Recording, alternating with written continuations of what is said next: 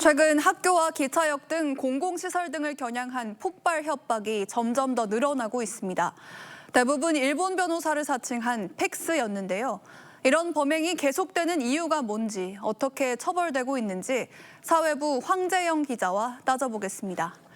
자, 황 기자, 체감상은 이런 공공시설 폭발 협박 더 늘어나고 있는 것 같은데 실제로는 어떻습니까? 네, 이달에만 일본발 폭발 협박이 17건 접수됐습니다. 지난 28일 서울 7개 고등학교에, 지난 25일엔 서울시청 등을 겨냥한 테러 협박이 있었습니다.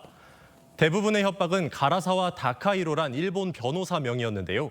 가라사와 변호사는 지난 2012년 일본 극우 세력에게 괴롭힘을 당하던 학생을 변호한 실존 인물인데 엉뚱하게 협박범이 이름을 사칭하고 있는 겁니다.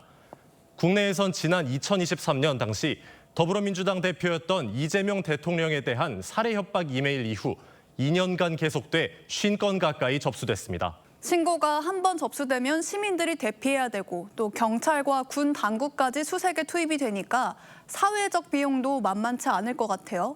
네, 맞습니다. 정부는 지난 2023년 협박범들에게 3건의 소송을 제기하며 1,200만 원에서 많게는 4천만 원대의 손해배상을 청구했는데 출동경찰 1명당 약 6만 1,600원을 계상한 겁니다.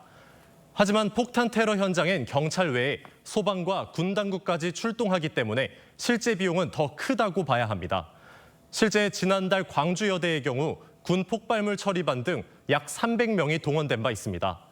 지금까지는 아무 일 없었지만 단 한 번만 터져도 피해는 막대하기 때문에 시민들의 불안감은 커질 수밖에 없습니다.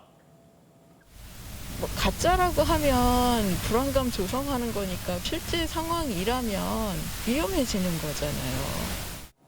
일본 변호사를 사칭한 협박 팩스 이야기했는데 이 발신자는 왜 못 잡고 있는 겁니까? 네, 지난 5일 고객 4천 명이 대피하고 경찰 특공대까지 출동했던 신세계백화점 본점 폭파 협박의 경우 글을 작성한 10대가 반나절 만에 붙잡혔는데요. 이와 달리 일본발 폭발물 테러 협박범은 아직 실마리도 잡지 못하고 있습니다. 대부분은 인터넷 팩스로 메시지가 오고 있기 때문인데요. 인터넷 팩스는 다른 사이버 범죄와 마찬가지로 여러 나라를 우회하기 때문에 발송 위치를 파악하기 어렵습니다. 이 때문에 경찰은 일본 등 해외 국가와 인터폴에 국제 공조를 요청했습니다.